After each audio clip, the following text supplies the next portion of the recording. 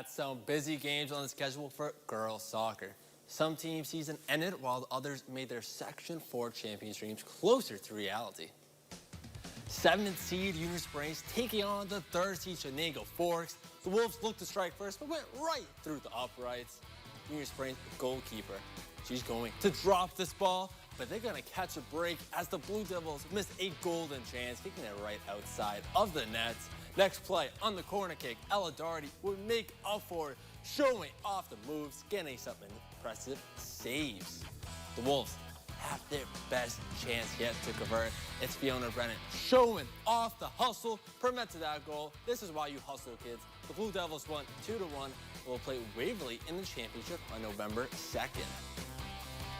Forks will take on top seed Waverly in the finals.